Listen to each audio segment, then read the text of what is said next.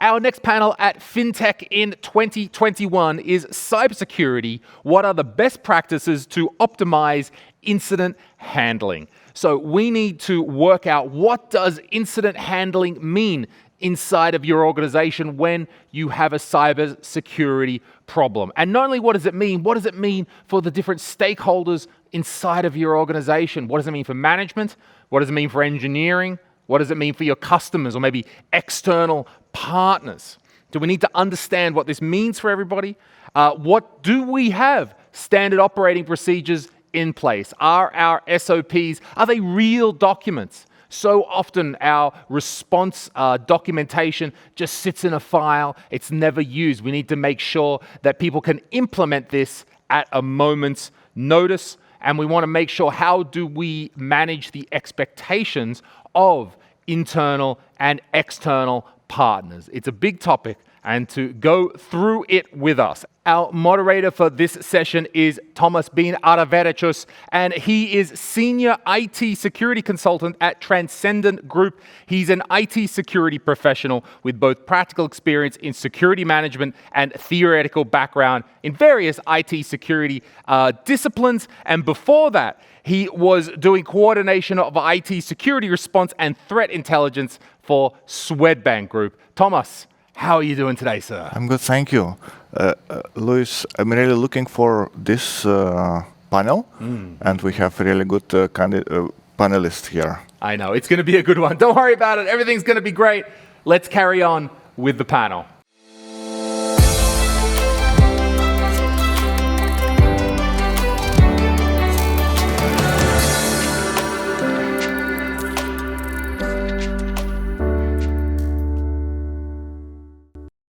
So, in this panel, I would like to. We will be covering cybersecurity, best practices to optimize incident handling, and we have three guests today, together with me. First on video line is Mario Galatovic, who is Vice President, Product Management and Technical Alliance at Ultimaco. With the experience of more than 15 years in cybersecurity, Mario is dedicated to design, future, and trust. He's an expert focusing in the application of cryptography in complex infrastructures. Our next panelist is Thomas Martinkanas. He's Director of Security and Privacy at Vinted. And Thomas is passionate about making most of the value to the organizations through the privacy and security leadership. He was Chief Information Security Officer in Merged at that time, and one of the largest financial services providers in the Baltics, until changing the sector. Currently, he is Director of Privacy and Security at Vinted, the most extensive online customer-to-customer marketplace in Europe dedicated to second-hand fashion, with a growing community of 37+ million participants. And the last but not the least, Marius Perečius, who is Vice President at Paysera.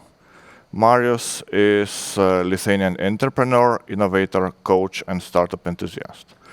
Marius will share his personal experience with the latest fintech crime trend and share ideas on how to protect yourself and your business. So, speaking about cybersecurity incidents and their handling, the cybersecurity may mean quite a lot to different people. So, what is cybersecurity incident for you, and what are the different types of incidents, if I may so? So I can start. And actually, for me, when I'm thinking about cybersecurity incident, first of all, I'm thinking about the thousands or hundreds of thousands events happening in the organization or spectrum of environment, and only limited amount of those events are actually incidents and they could have various, types, reasons, and so on. And only spectrum of those are actually cybersecurity incidents. For me, the cybersecurity incidents are the ones who are happening in a cyberspace, where our confidentiality, integrity, or availability of data or services is actually somehow affected from the baseline, which we understand as a basis of our regular business as usual services.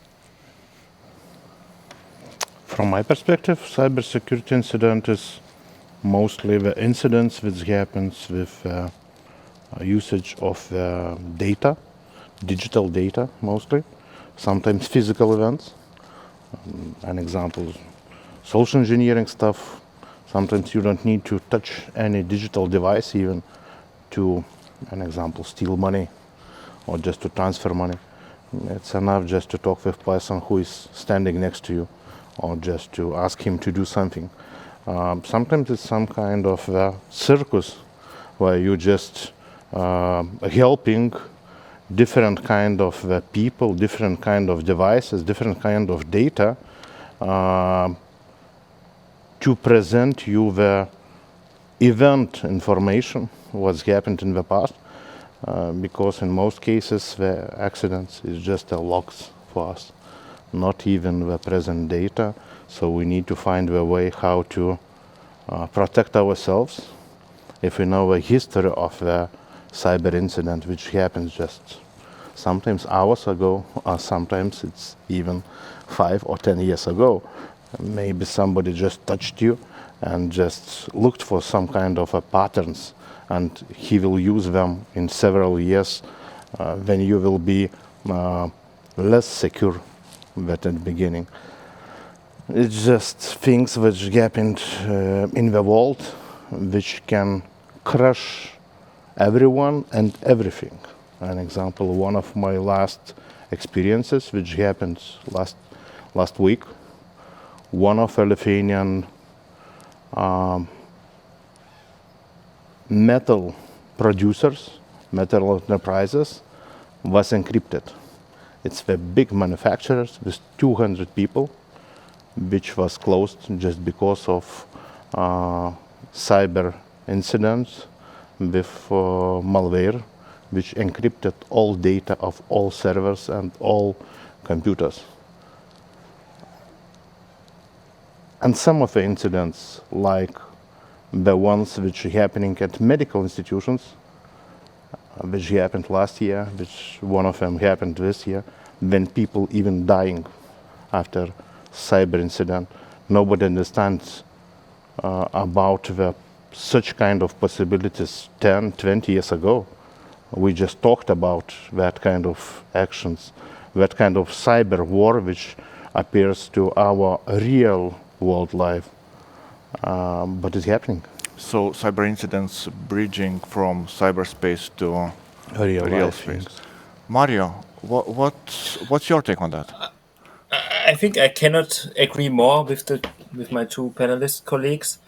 Security or the cybersecurity incidents cover a wide variety of security violations, as my former speakers already said. It's violations for systems, network, data access violations, malware, DDoS attacks, etc. pp. But what's very important, I think, we should also, because from my experience, there's the security incident and the security breach. And what I understood before was we mix those things. In my words, the security incident is basically everything, right? And then the security breach basically pertains to data breaches only. So basically, it specifically relates to unauthorized access or theft or data only. I think it's very important to differentiate, especially if we think about what we can read in the news and the magazines, etc. pp. And basically that's the only add-on I wanted to make what they said. As I said, I really totally agree with my former speakers were saying. We really want to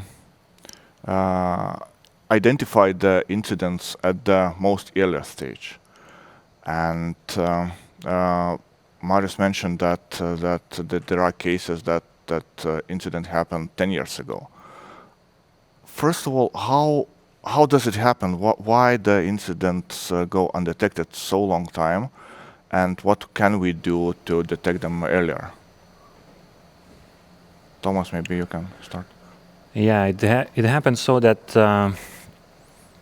we have a diversity of maturity across the organizations when it comes to monitoring of cyber events, of our network, of data protection capabilities. And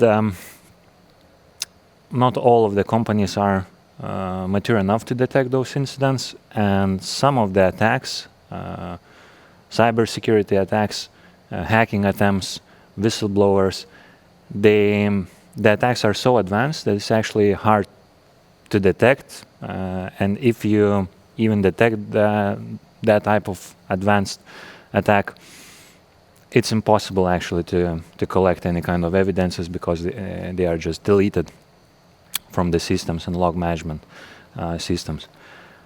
Yeah, but so the question is like what to do in this kind of situation and from where to start.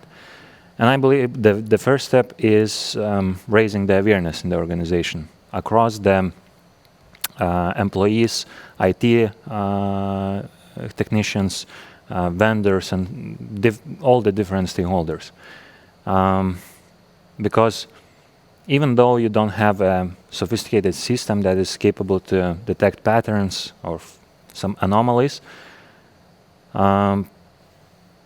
there is something that, for example, network administrators or system administrators or just employees working in the organization can do about to detect those, to spot those things, detect those things, and report to the responsible personnel.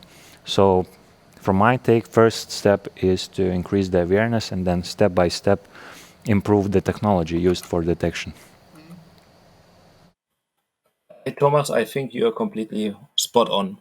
I think it's, first of all, it's us training our people, our employees, our partners on awareness, what we consider as security governance, right? And then follow basically a best practice of maybe it's even a good thing to look into what other parties are doing, follow some kind of public security governance standards, for example. Ensure that security patches are there for software, hardware at any time, monitor, as you said, even build the right kind of agreements with suppliers, partners, business partners, what they are allowed to do, what they are not allowed to do, etc. pp. But maybe there is some magic box that you can put on the network that would protect you. Yeah, it's named denied of a service box. Just closing every connection, just spoofing of real GSM signal, spoofing real GSM Wi-Fi, and other things. You just need to close all networking things.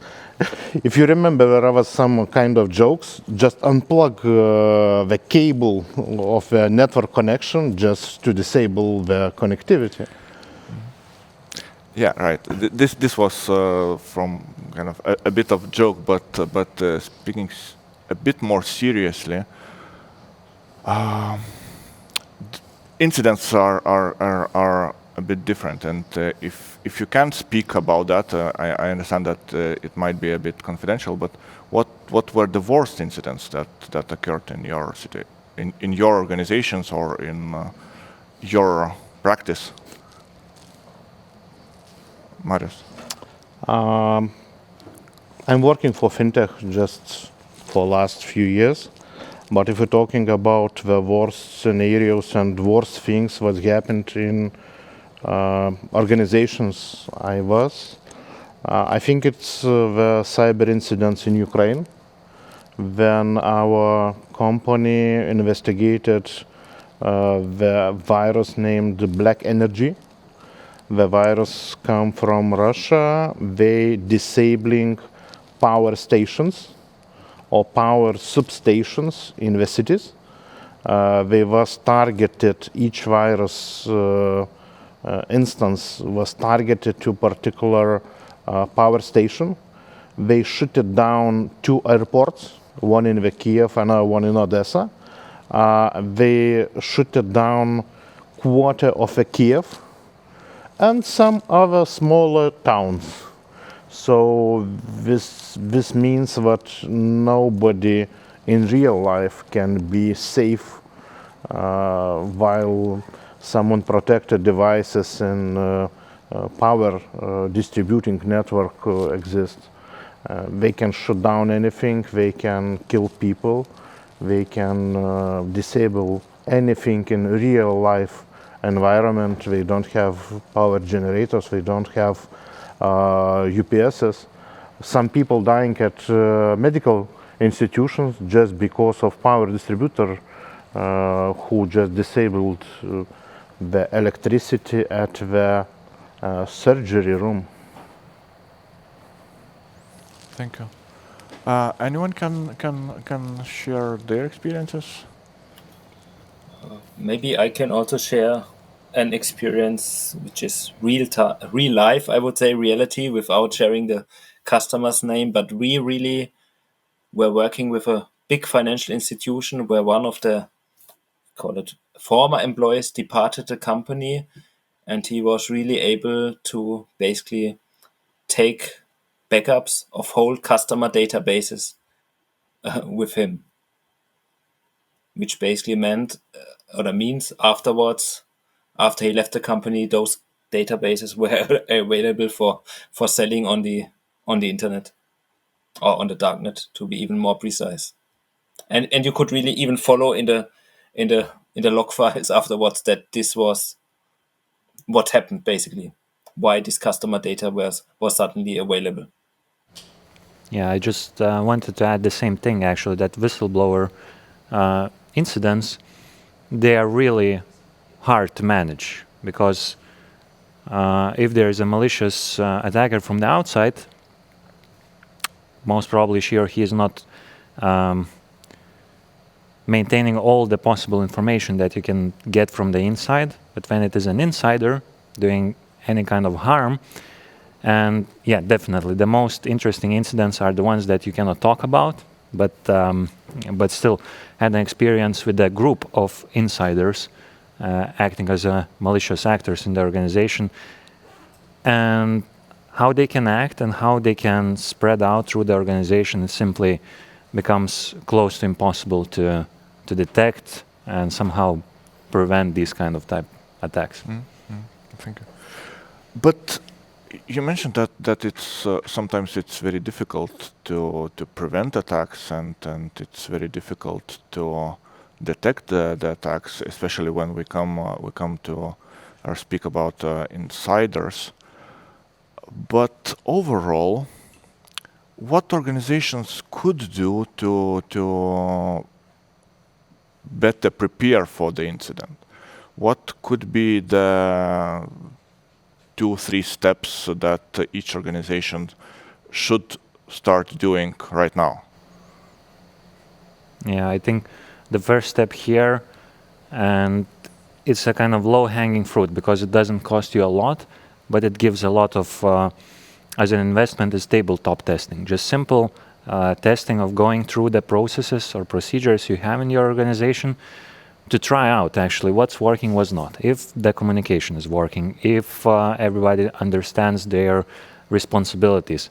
Because when the incident happens, and it happens, simply people are just basically very limited in the knowledge of how to do things, how to react, what to communicate and what not to communicate, because it doesn't happen each day. Except in maybe large organizations where it is business as usual to deal with the incidents, and there are dedicated teams working on that. But still, people forget about things, what should be done in that case, and to have just simply something written on a paper where you can take a glance to, understand what's your role, do your job in the best possible manner in this situation. I think it's worth doing these tabletop testing exercises. To train people, and maybe even to train in different way. An example, by some kind of social engineering them. An example, sending them email with some kind of offer for a better salary, which attached PDF, which have a virus or have weird, not suspicious virus inside. Send the employees somewhere, an example, to post office to get the package. But with sending a message via untrusted channel, an example, it can be email, it can be SMS and other things. And to meet him after he's coming back to the office, how is the package? What kind of package? Where you was? You was to pick up a package? Where? Why you trust? You don't have the sender. You never asked sender to send something. Why are you going to pick up a package which doesn't exist? That kind of services, that kind of trainings for people, helping them slowly to understand and remember, but security must be in mind all the time. While we're on the streets, while we enter working place, maybe while we're entertaining at home. Do you find those cyber ranges where you can practice incident handling useful? In your opinion?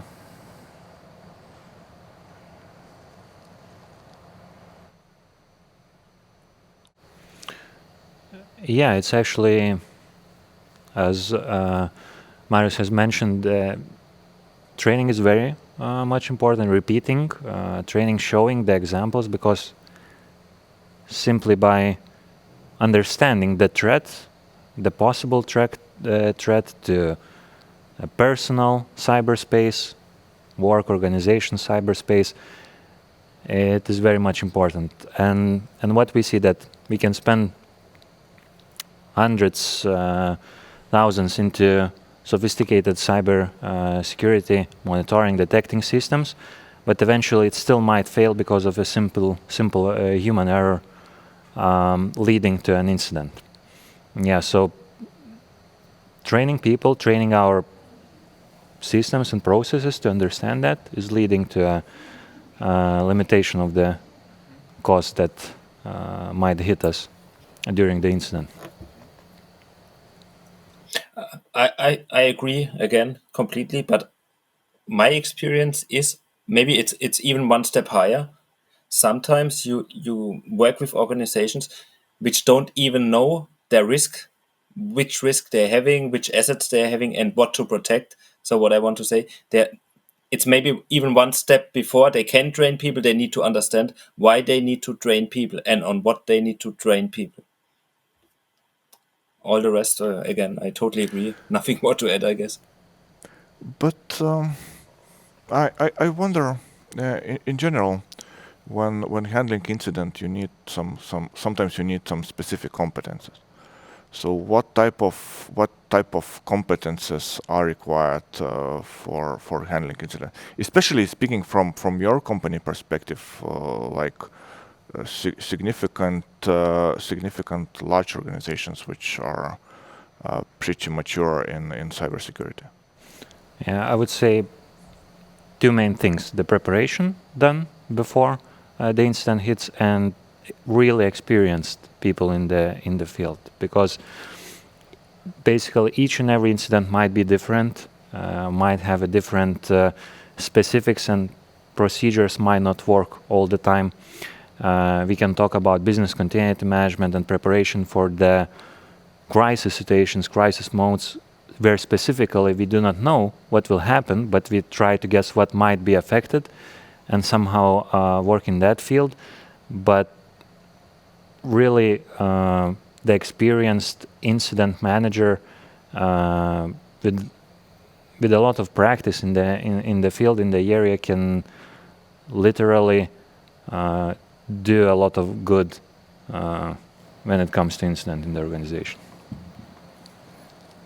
Good troubleshooters who did it in the past. I think experience is the main factor here, because sometimes the fixing of the accident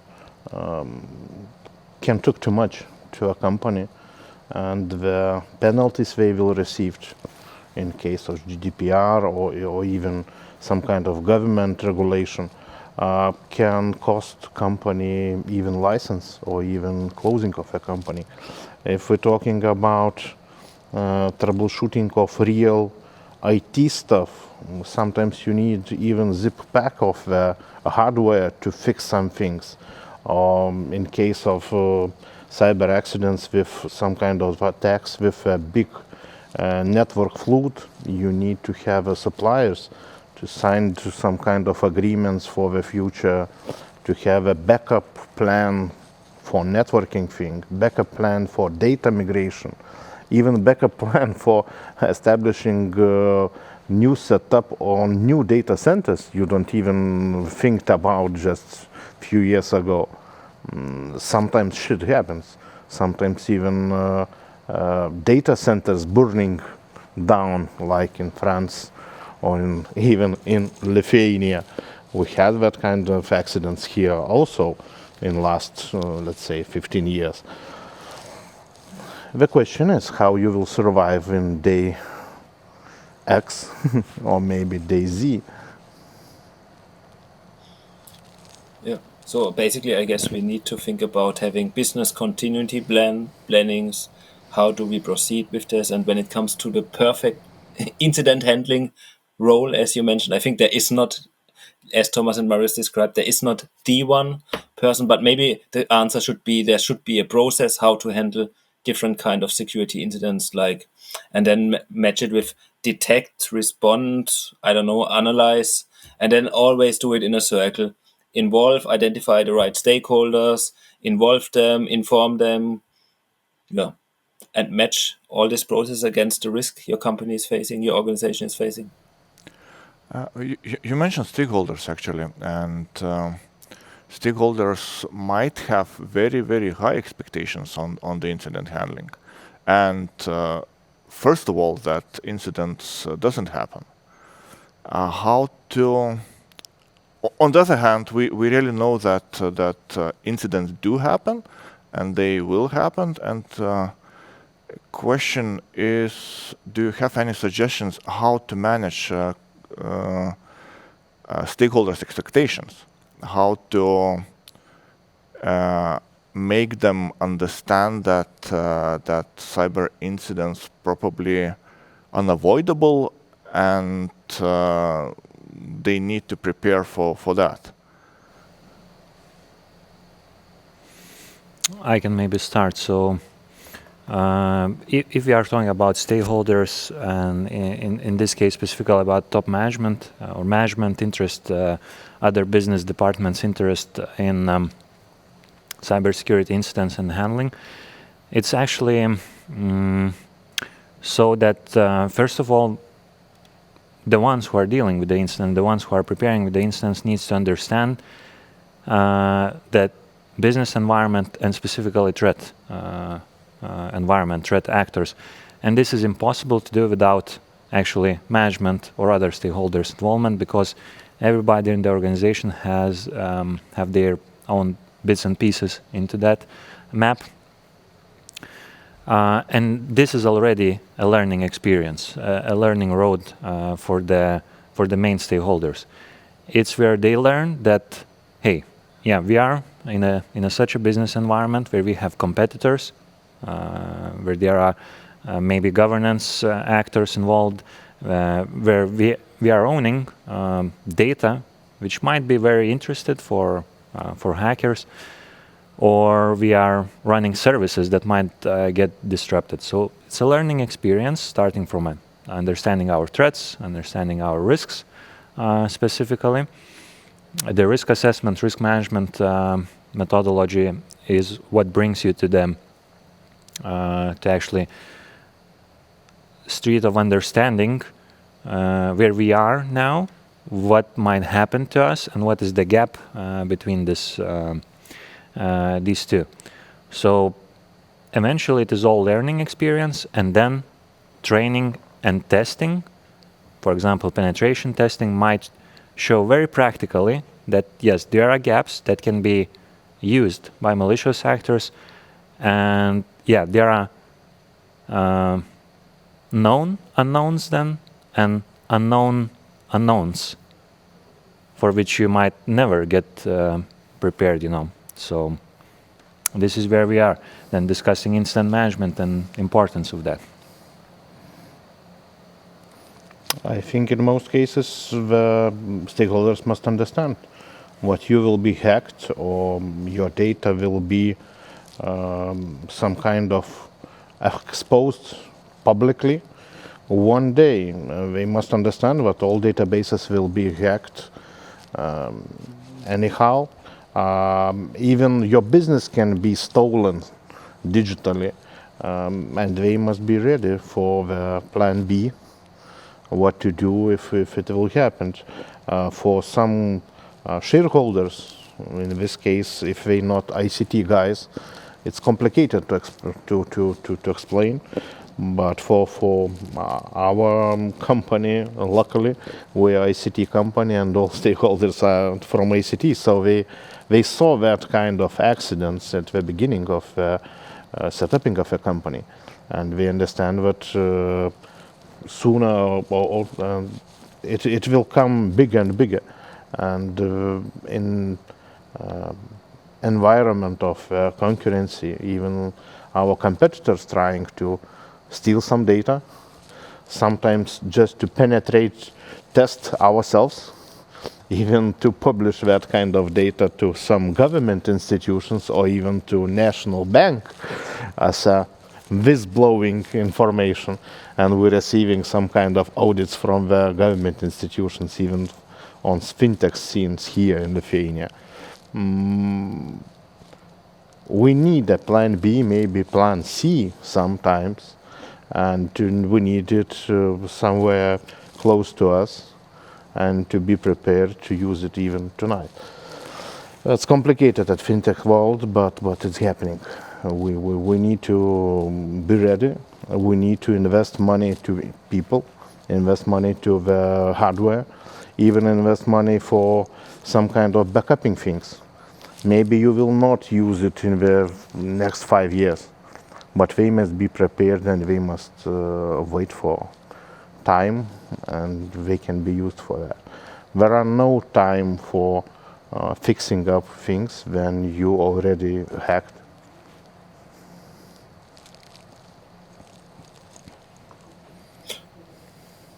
Yes, I think it's very important to keep the stakeholders, once they are identified from the very beginning, involved. Build this business continuity planning, as Mario said. We might have to think about a plan B and plan C. What happens if? And if happens, then basically follow a professional procedure. And when I say professional procedure, there are even standards in the field, right? Maybe based on vertical, based on geography, based on country, how to, basically manage this kind of incident.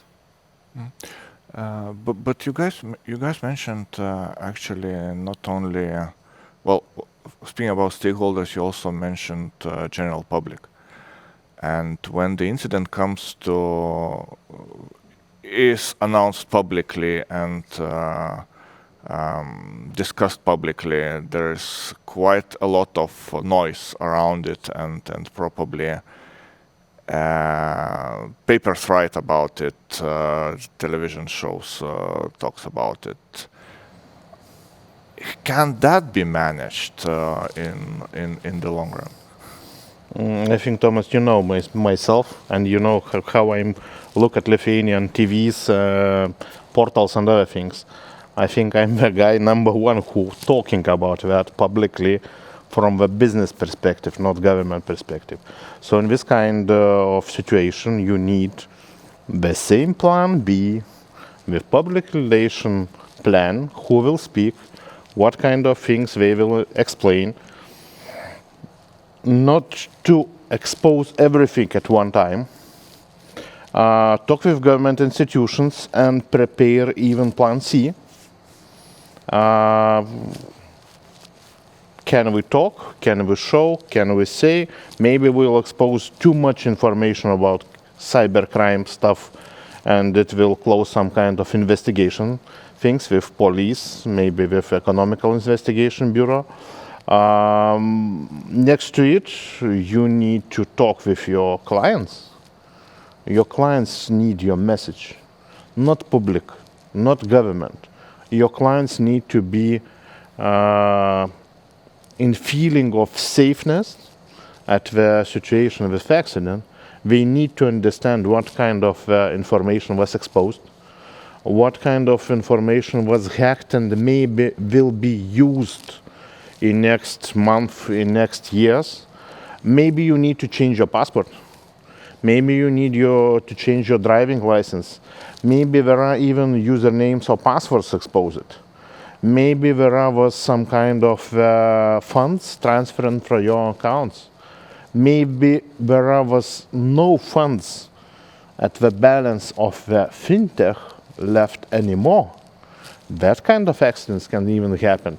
We saw some crypto exchanges like Empty Detox, which was hacked fully, and all the funds was transferred out, and they lost everything.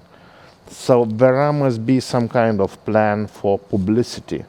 Who will talk, how will talk, and what are kind of situation information you will expose publicly.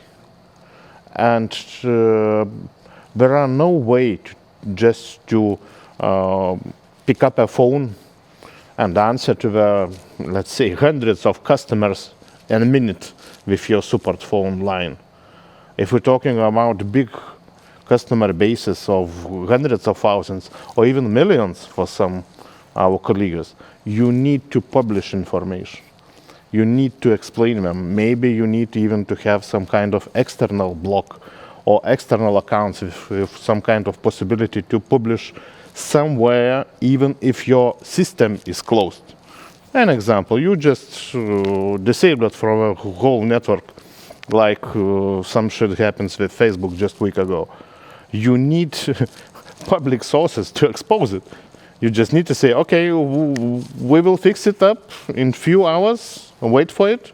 But if you did that only at your own resources and you don't have network connectivity, publish everything you want. Nobody will see it. So you need a plan B, even C, to expose it somewhere else. Maybe it's just an idea for some company. Yeah, I think, Marius, again, I totally agree. We have to have this plan B, C, maybe even D. But it's not only important to have this plan, it's also important, that's the experience we made in the past, if we have built the plan, maybe even including external stakeholders, as you said, maybe government agencies, maybe the press, whatever, to review the plan, maybe any other year or any other 6 months, to make sure the plan still fits with the risk you are in and with the technologies, as you said, with the market you are in, with your customer base, with your, with your regulations. So again, it's really also a process on top. This needs to be repeated. We need to be aware about it. Our employees, our partners, our customers, they all need to be aware that this can happen. It might happen for sure, but we need to be able to, as soon as it happens, to tackle it in the right professional way. Yeah, I could just add to that and highlight from practical perspective that if you are not prepared and the incident hits you and it is related with the public media somehow, there are so many moving parts inside the organization. There are internal communication stakeholders, external communication teams asking constantly about the status, about details of the incident, what we need to do, suggesting different aspects of it, and so on and so on. And simply, if you haven't agreed any kind of principles, just starting from the principles, any kind of preparation isn't done for that, it becomes really, really hard to manage the incident. And eventually, the incident management prolongs, customers are not happy about that, regulators are not happy about that, and the company is facing financial losses. You actually mentioned regulators, and we discussed quite a lot about explaining the incident to customers, explaining incident to internal stakeholders, but actually some areas are regulated, and we're speaking about in fintech world. There is financial service regulators. There are some other regulators that deal with data privacy for large companies. What is important for regulators during the incident? What information you should deliver to them? In which way? In your experience, do they have any specific maybe expectations? Yeah, it's not that the regulators require information just for the sake of having it. For example, data protection authority, they need to know about the data breach which is happening in your environment, because they protect human rights, privacy rights, so that they can follow up and communicate. For example, national security teams, cybersecurity incident management teams, they need to know, they need to gather the evidences so that they can communicate to other institutions and maybe prevent the incident from spreading across the country or across the globe.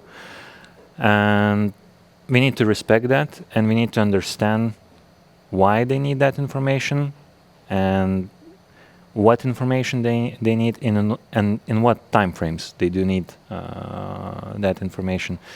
It's very important to have these communication lines with the regulators and constantly communicate with them, definitely when preparing for the incident and when the incident happens. From my experience, in most cases, governmental institutions is just statistics departments of the governance. They just collecting data, and they can help you just with saying, sorry, we don't have any information how we can help you. We collected information from you. Don't send us information after work hours. We don't work at nights. We don't work at weekends.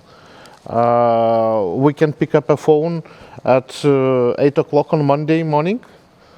Oh, half of Lithuania become without internet. Fix it.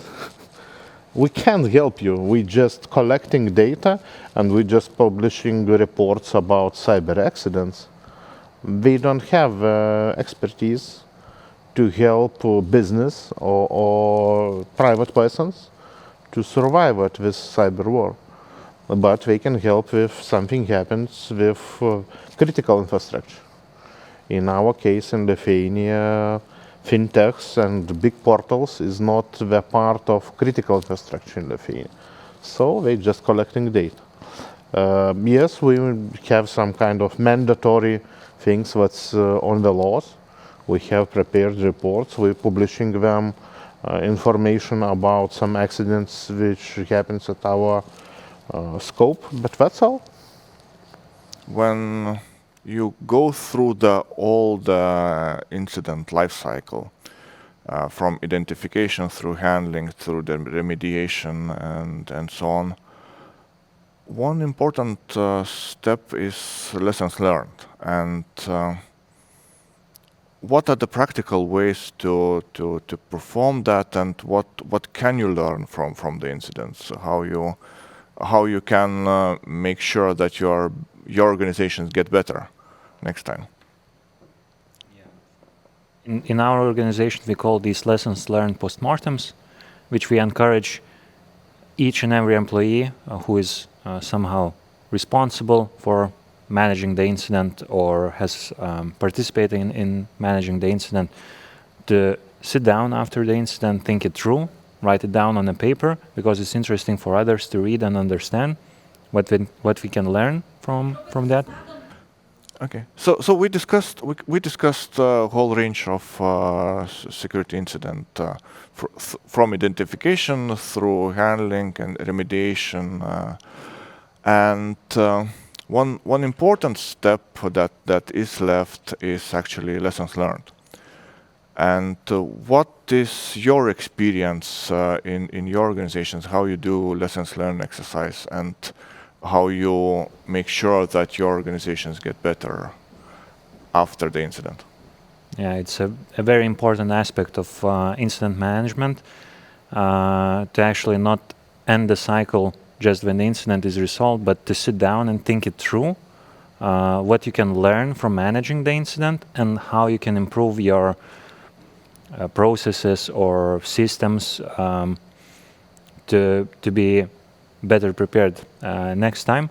And for that reason, for each and every noticeable incident in our organization, we are writing postmortems that are internally available for others to read and discuss. I really like this post-mortem documentary, I would call it. But I would say from a stakeholder perspective, what do we get out of it? I even think about, I saw organizations when they do this post-mortem analysis, document it and share it with the right people, I would say, either on an internal website, whatever. It's maybe also important to then build, as soon as we identified on this post-mortem analysis, there are, ways to improve it, how we handled the incident, to build KPIs for the employees, for the team, to do so, to give them also something they can work against. So the next incident we managed, I don't know, in 12 hours instead of 14 or something like this. Or next time we call this stakeholder after 5 minutes, not after 10 only. Training material, updating of internal documentation for next time, to train new people who will come to the team, and next to it, the same internal documentation, just as blog or just as message to others to understand what's happened and how to handle next time. Thank you, gentlemen, for the discussion. Thank you, Marius. Thank you, Thomas. Thank you, Mario. Thank you. Thank you.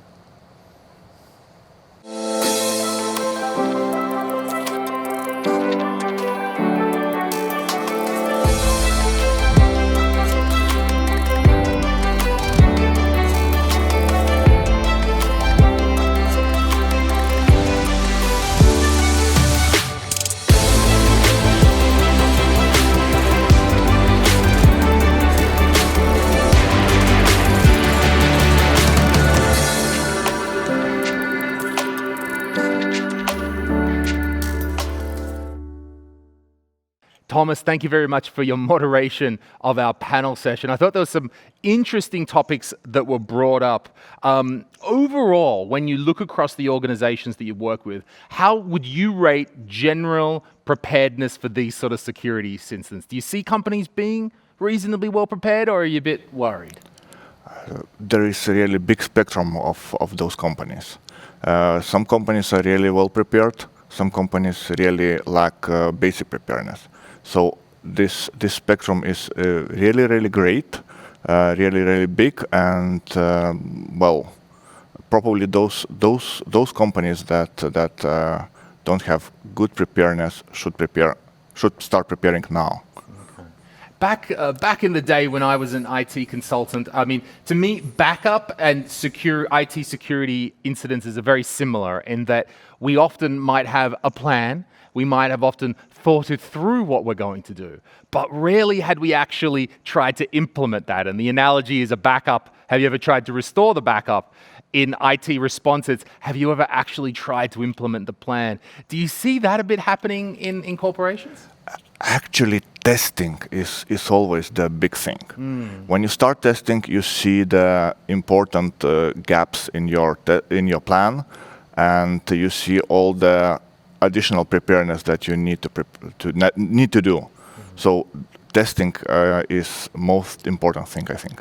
Cool. I would agree as well. All right, Thomas, thank you very much for your moderation today. Thank you, everyone. This is the FinTech in 2021 Cyber Security Panel. Thanks for watching.